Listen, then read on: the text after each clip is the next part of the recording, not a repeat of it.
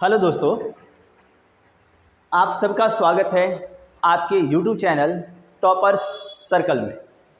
आइए आज हम शुरू कर रहे हैं कक्षा 11वीं रसायन विज्ञान का फर्स्ट चैप्टर, जिसका नाम है some basic concepts of chemistry.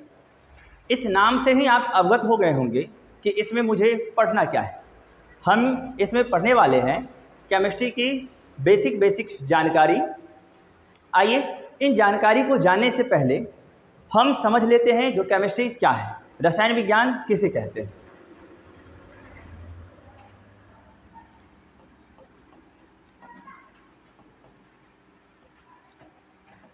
विज्ञान की वह शाखा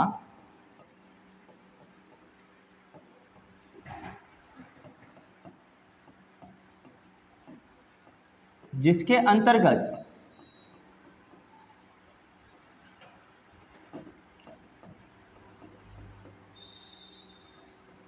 परमाणु के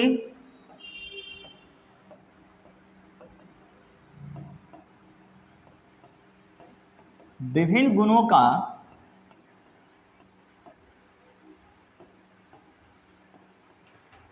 अध्ययन किया जाता है,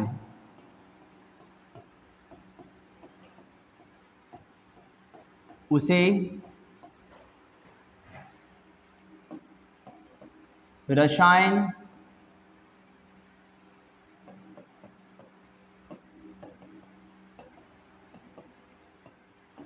विज्ञान कहते हैं।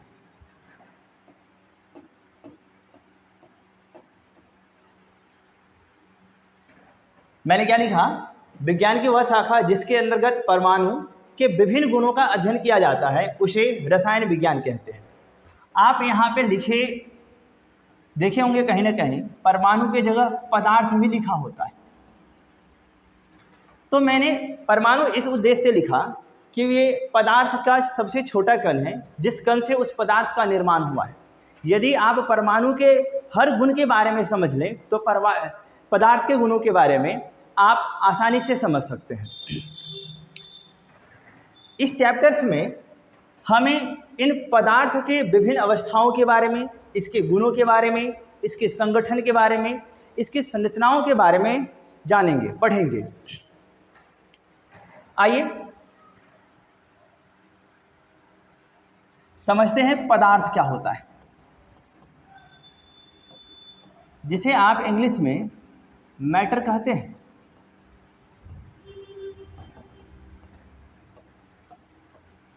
हर वह वस्तु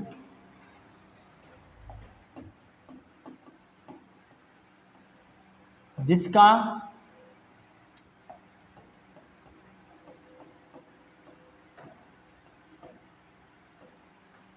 कुछ द्रव्यमान होता है, जो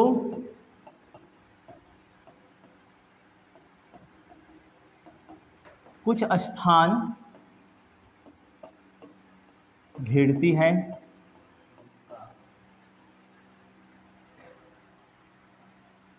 हर वह वस्तु जिसका कुछ द्रव्यमान होता है जो कुछ स्थान घेरती है, उसे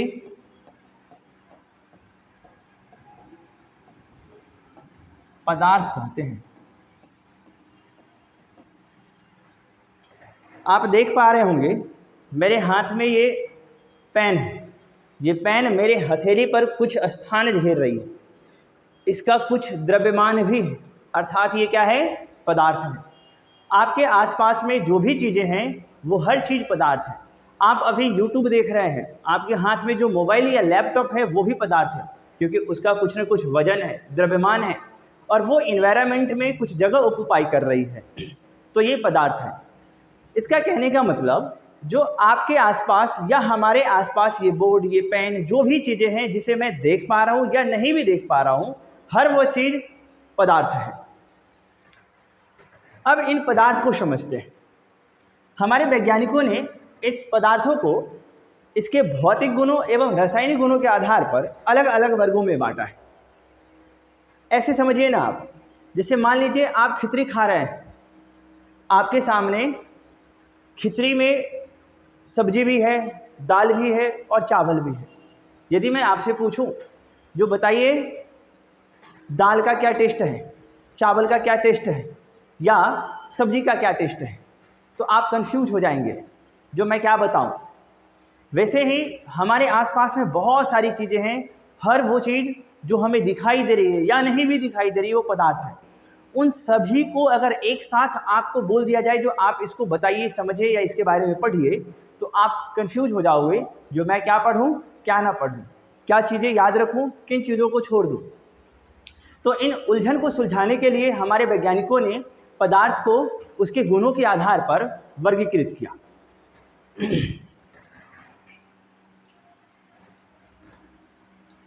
पहला, भौतिक वर्गीकरण।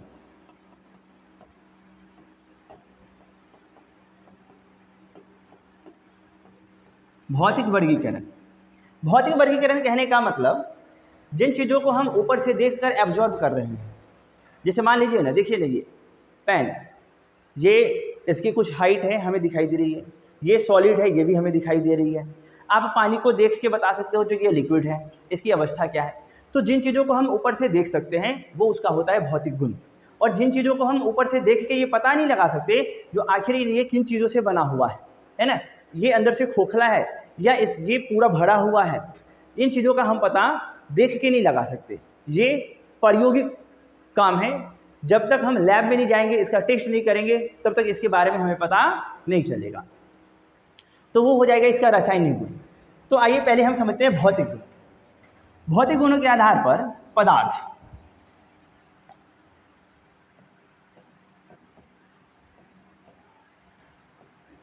इसे हम मैटर भी कहते हैं।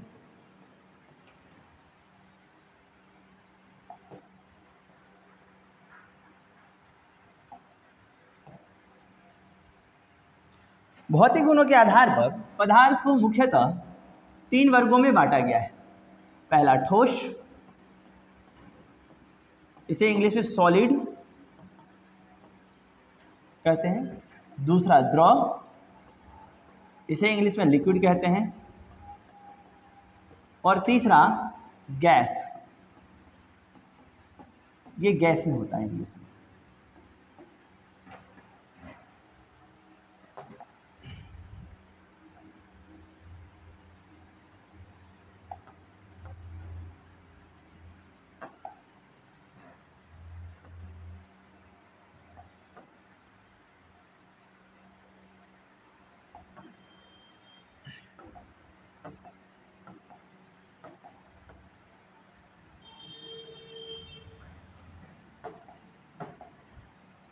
आइए इसके गुणों के आधार पर इन तीनों को समझते हैं।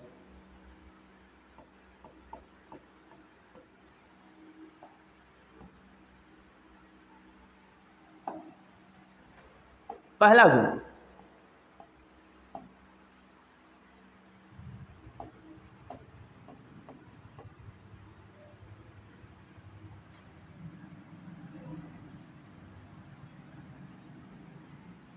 अंतरा आणविक दूरी।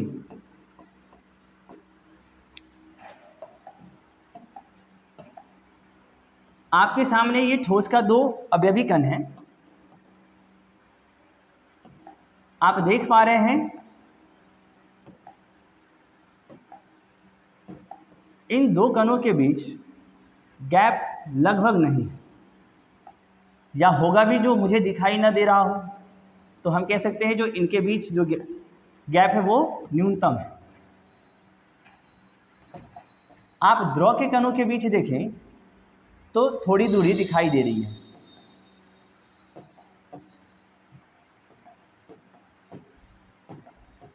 और गैस के कण काफी दूर स्थित हैं। आइए इन चीजों को समझते हैं। ये ए और ये बी 2 अवयवी कण हैं ठोस के।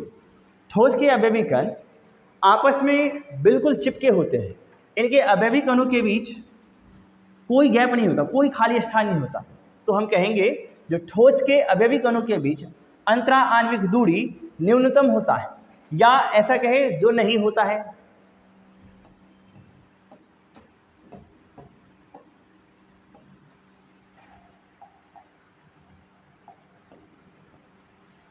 लेकिन आप ठोस से अगर द्रव को कंपेयर करें और गैस से भी द्रव को कंपेयर करें तो आप देख पा रहे होंगे जो ठोस से द्रव के कणों के बीच दूरी थोड़ी अधिक है और गैस से कम है।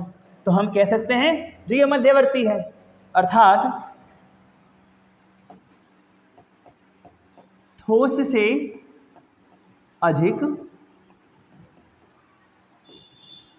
और गैस से कम। मतलब द्रव का अंतराण्विक दूरी ठोस से ज़्यादा है और द्रव से कम है। और इन गैस को यदि आप देखें तो देखिए इसकी जो अंतराण्विक दूरी है वो सबसे अधिक है, ठोस से भी और द्रव से भी। तो हम ऐसे लिख देते हैं जो इसका अंतराण्विक दूरी क्या है, उच्च है। क्या है, उच्च है। तो आपने क्या समझा, जो अंतराण्विक दूरी ठोस में न्यूनतम है, द्रव में ठोस से ज़्यादा और गैस से कम है, और गैस में इन दोनों से ज़्यादा है। आइए दूसरा गुण देखें।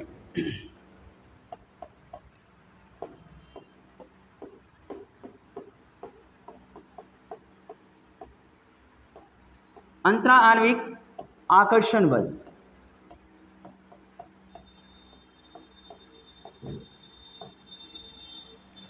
ये चिपके हुए हैं, तो अगर दो चीज आपस में चिपकी हुई है तो इसका मतलब दोनों के कणों के बीच अंतराणुक आकर्षण बल अधिक है, दोनों एक दूसरे को खींच के पकड़े हुए मजबूती से। तो आप देखें यहाँ ठोस के दो कण आपस में चिपके हुए, इसका मतलब इन दोनों के बीच आकर्षण बल प्रबल होगा, तो अंतराण्विक आकर्षण बल क्या होगा, उच्च होगा। तो यहाँ पे हम लिखेंगे उच्च। द्रव में यदि आप देखें तो ठोस से थोड़ा सा ये इसके अवयवी कण हटे हुए हैं और गैस से थोड़ा सा सटे हुए हैं, इसका मतलब इसका अंतराण्विक आकर्षण बल ठोस से कम है और गैस से ज़्यादा है। तो हम क्या लिखेंगे, ठोस से कम और गैस से अधिक। मतलब अंतराण्विक आकर्षण बल गैस से क्या है, ज़्यादा है, जिसके कारण ये दोनों अवयवी कण चिपके हुए हैं गैस की तुलना में। लेकिन ठोस से यदि आप इसको कंपेयर करें तो ये दूरी पे है, इसका मतलब ठोस के तुलना में इन दोनों कणों के बीच अंतराण्विक आकर्षण बल उतना मजबूत नहीं है। और इसका क्या कहे भाई साहब का, ये तो बहुत दूर है, तो ये क्या हो गया, निम्न। ये क्या हो गया, निम्न।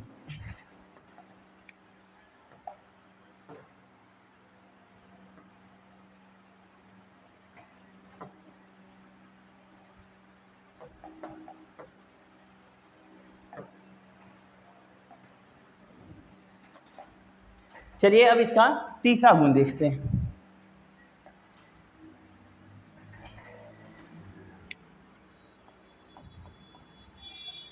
आयतन।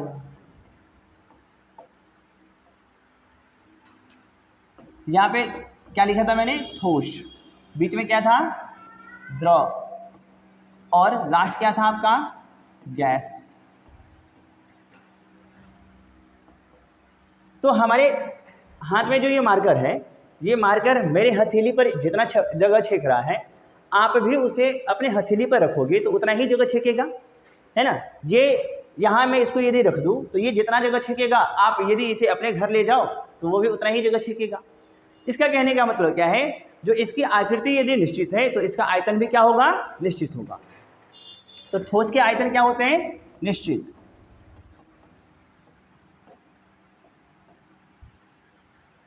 द्रव, मान लीजिए ये एक बोतल है, इस बोतल में आपने 1 लीटर पानी रखा है।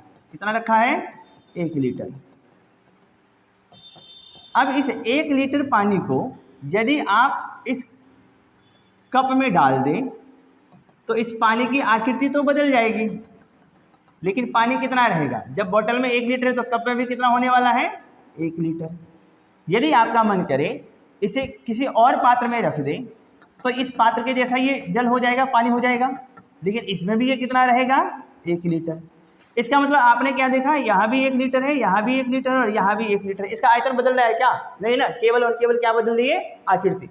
तो इस आधार पर हम कहें तो ठोस की भी आकृति निश्चित है और द्रव की भी आकृति निश्चित है। लेकिन गैस को देखें, मान लें आप इस गुब्बारे में गैस भरा हुआ है, आपने इस गैस को एक कमरे में जाकर खोल दिया तो ये गैस पूरे कमरा में फैल जाएगा। तो आपने क्या देखा, जब ये गैस गुब्बारे में था तो गुब्बारे जितना जगह छेक रहा था, जब ये इस कमरा में आ गया तो कमरे जितना जगह छेक रहा है। यदि मैं खिड़की खोल दूं और ये कमरे से बाहर जाएगा तो ये इन्वायरमेंट में पूरा फैल जाएगा, और ये कितना दूर तक फैलेगा ना तो मुझे पता है ना ही आपको।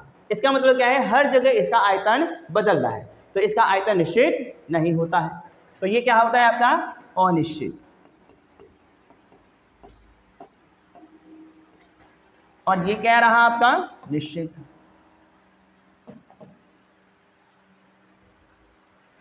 ये क्या रहा आपका निश्चित। चलिए नेक्स्ट गुण पढ़ते हैं इसका।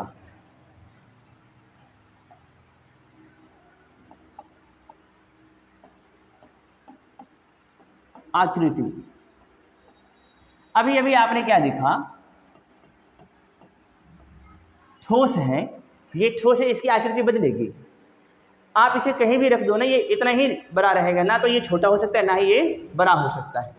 आपके हाथ में जो मोबाइल फ़ोन है उसकी आकृति बदलेगी, जितना छोटा है या जितना बड़ा है उतना ही बड़ा रहेगा। तो इसका मतलब जो भी चीज़ें ठोस हैं उसकी आकृति नहीं बदलती, अर्थात उसकी आकृति क्या होती है निश्चित। तो ठोस की आकृति क्या होगी निश्चित। ठोस की आकृति क्या होगी निश्चित। लेकिन आपने क्या देखा, द्रव को, जो द्रव को हमने जिस पात्र में रखा, द्रव को हमने जिस पात्र में रखा, ये द्रव उसी पात्र का आकार ले लिया। मतलब ये इसमें था तो बोतल के जैसा लंबा था, अब कप में था तो कप के जैसा हो गया।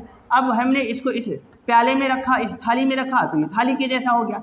मतलब द्रव जिस पात्र में रखा जाए उसी पात्र की आकृति वो ग्रहण कर लेता है। तो इसका मतलब इसकी आकृति क्या हो जाएगी अनिश्चित।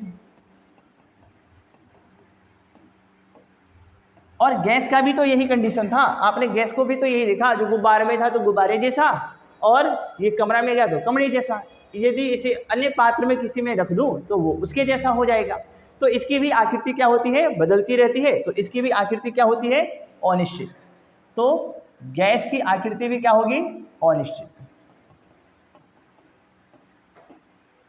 तो आपने क्या देखा, जो ठोस के भौतिक गुण किस प्रकार के होते हैं। अब हम ठोस का रासायनिक गुण पढ़ते हैं।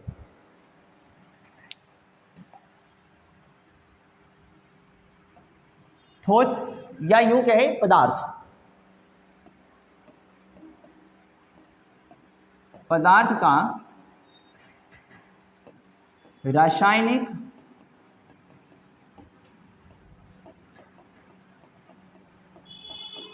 गुणों के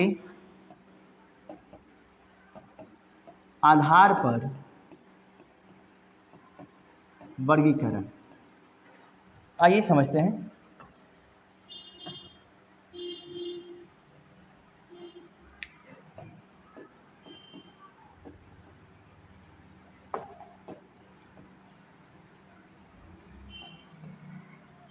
पदार्थ, अब ऐसे मान लीजिए ना, मेरे हाथ में जो ये मार्कर है, आप इसे बता सकते हैं जो ये शुद्ध है कि अशुद्ध है, ये एक ही प्रकार के परमाणु से मिलकर बना होगा कि बहुत सारे परमाणु से मिलकर बना होगा।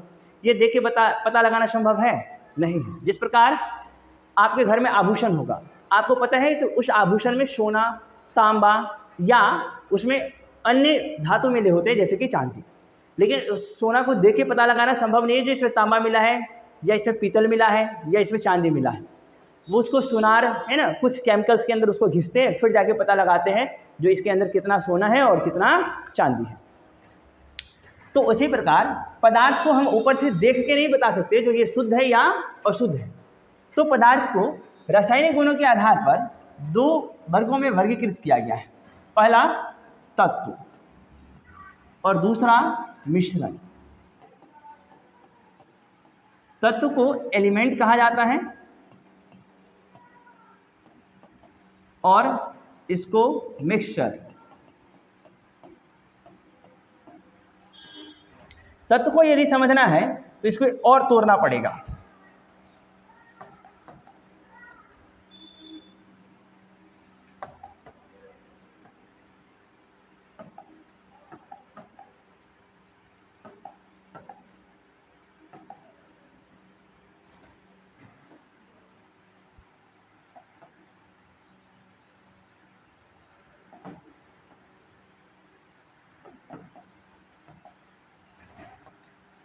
तत्व को भी दो भागों में बांटा गया है, एक शुद्ध जिसे इंग्लिश में आप प्योर कहते हैं, और दूसरा यौगिक जिसे कंपाउंड कहते हैं। अब शुद्ध पदार्थ कहने का मतलब क्या है? जैसे O3, I2, Br2, Cl2, ये जितने भी अणु हैं, अगर मैं O3 को तोड़ूं तो क्या निकलेगा? केवल और केवल किसके परमाणु? ऑक्सीजन के। इसमें ऑक्सीजन के अलावा दूसरा कुछ नहीं है। ऐसे ही यदि मैं आयोडीन को तोड़ूं इस अणु को, तो इसमें से केवल और केवल क्या निकलेंगे? आयोडीन के कण। ऐसे ही ब्रोमीन में केवल और केवल ब्रोमीन है, क्लोरीन में केवल और केवल क्या है? क्लोरीन है। तो इसका कहने का मतलब शुद्ध वह पदार्थ हुआ जो केवल और केवल एक ही प्रकार के कणों से मिलकर बना है। हाँ, आपने ठीक समझा, शुद्ध उसी पदार्थ को बोलेंगे जो केवल और केवल एक ही प्रकार के कणों से मिलकर बने होंगे। वह पदार्थ जो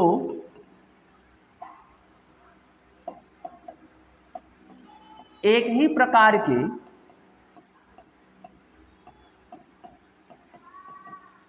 परमाणु से बना हो, वह पदार्थ जो एक ही प्रकार के परमाणु से बना हो उसे क्या कहते हैं? शुद्ध। क्या कहते हैं उसे? शुद्ध। जैसे यदि आपके पास मान लीजिए एक लोहा का टुकड़ा है और उस लोहे के टुकड़े को हमने बारीकी से छोटा टुकड़ा मैंने कर दिया, और हर वो टुकड़ा में केवल और केवल क्या आया? लोहा का कण, मतलब केवल और केवल फेरस, उसमें दूसरा और कोई भी चीज नहीं। इसका मतलब लोहा क्या है?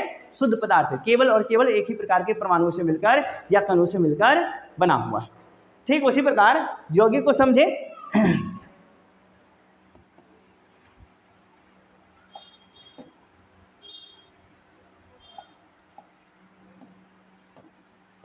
वह पदार्थ जो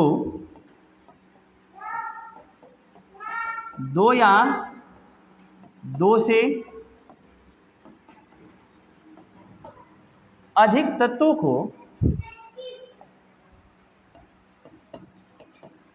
को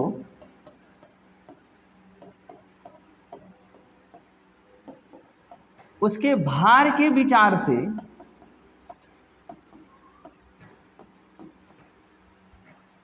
एक निश्चित अनुपात में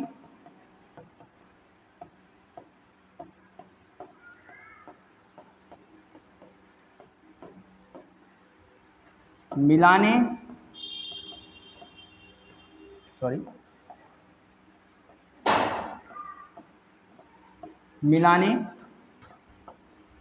से प्राप्त होता है। मैंने क्या बताया आपको? यौगिक वह पदार्थ जो केवल और केवल, है ना, तत्वों को, कितने तत्वों को? तो दो या दो से अधिक तत्वों को उसके भार के विचार से एक निश्चित अनुपात में मिलाने से प्राप्त होता है। अब इसका मतलब क्या हुआ? आइए मैं समझाता हूं। जैसे ये है जल के एक अणु। अब आपको पता है जो हाइड्रोजन का द्रव्यमान कितना होता है? हाइड्रोजन के एक मोल का द्रव्यमान लगभग 1 ग्राम। तो 2 हाइड्रोजन का 2 से गुना कर दीजिए आप, 2 ग्राम। और ऑक्सीजन के 1 मोल का द्रव्यमान कितना होता है? 16 ग्राम। तो 16 ग्राम इसमें ऐड कर देंगे तो ये आ जाएगा आपका 18 ग्राम। लेकिन इस हाइड्रोजन और ऑक्सीजन के द्रव्यमानों का यदि आप अनुपात निकालें तो ये क्या आ जाएगा? 2:16। अगर आप इसे और सरल करेंगे तो ये 1:8। इसका कहने का मतलब क्या हुआ, जो जल के एक अणु में 1 भाग हाइड्रोजन का तो 8 भाग ऑक्सीजन का होता है। अगर इसमें हम कोई बदलाव करें तो जल के अणु प्राप्त नहीं होंगे। ठीक इसी प्रकार यदि दूसरा एग्जाम्पल आप समझें तो ये रहा आपका कार्बन डाइऑक्साइड। अब आपको पता है जो कार्बन का द्रव्यमान कितना होता है 12 ग्राम, और ऑक्सीजन का कितना तो 16, तो 2 ऑक्सीजन तो 32 ग्राम। अगर 12 और 32 का आप रेशियो निकालेंगे तो ये कितना हो जाएगा 3, और ये कितना हो जाएगा 8। इसका कहने का मतलब जो 3:8 कितना आया 3:8। मतलब कार्बन डाइऑक्साइड में कार्बन के 3 भाग और ऑक्सीजन के कितने भाग 8 भाग है। इसमें यदि मैं कोई बदलाव करूं तो मुझे कार्बन के अणु प्राप्त नहीं होंगे। इसका मतलब ये हुआ जो यौगिक को जब हम निश्चित रेशियो में मिलाएंगे उसके भार के हिसाब से तभी जाके मुझे यौगिक प्राप्त होगा, अन्यथा यौगिक जो मैं चाहता हूं वो प्राप्त नहीं होगी, कोई और चीज मुझे प्राप्त हो जाएगा। आइए अब आगे समझते हैं मिश्रण को।